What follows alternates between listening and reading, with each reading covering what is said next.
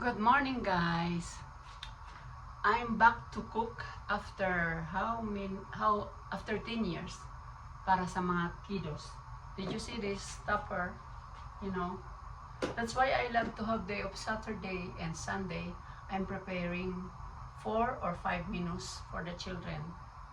Kasi busy sila sa work, lalo na si youngest ko. Pagdating niya, gusto may pagkain, kaya mga nakatupper yan. And I'm asking Vanessa to bring her empty tupper para mabigyan ko rin siya ng ng pagkain. First, I'm cooking lentejas. It's like munggo in Pilipinas. Ayun na siya, nakulo na siya.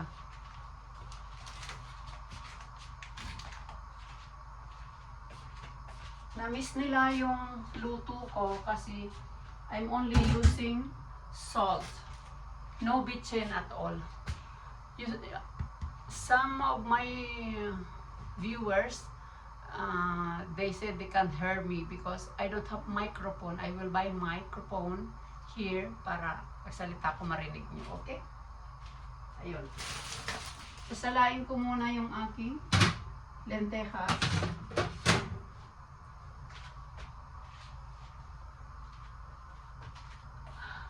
Guys, yagit-yagit lang ako because I'm home. Kung ano lang may suot ko, ayan o.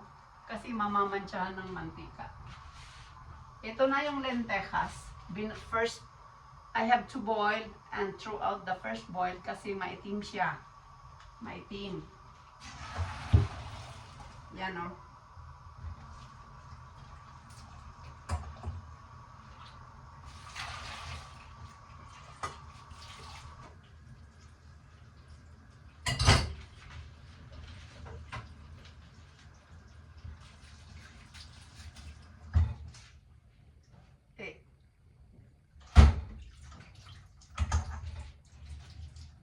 Tapos balik ko ulit sa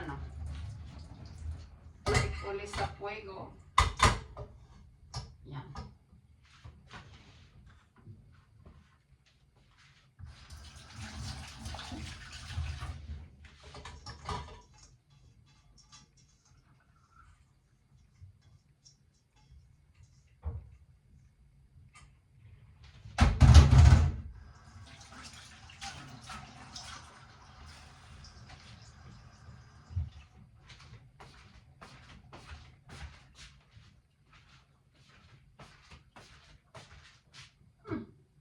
Wala.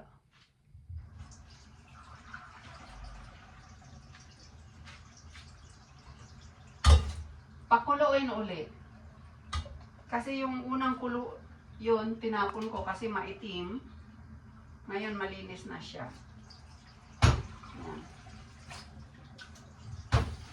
Hanggang sa lumambot.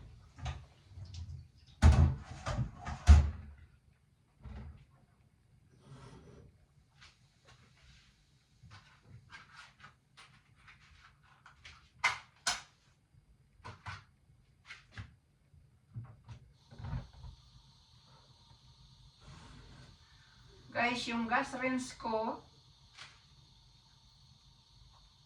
yung gas rinse ko, yung stove, natanggal na yung niya, yung pagka-automatic niya.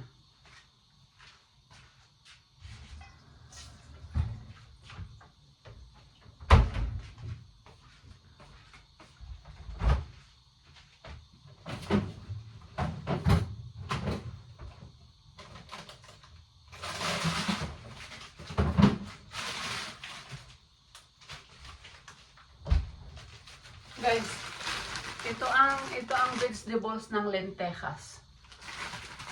Tortillas kong patatas. Yan. Beans, potato, and carrots. Yan.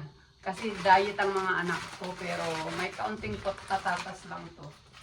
Igigisa muna o ilagay na rin doon sa boil pag malambot na yung lentejas. Tapos, garlic, onion, gigisa with sweet dulce. Dulce chorizo. That's the ingredients of lentejas. Okay. Up next, I will, ¿cómo se llama? See you up next video. Patay ko.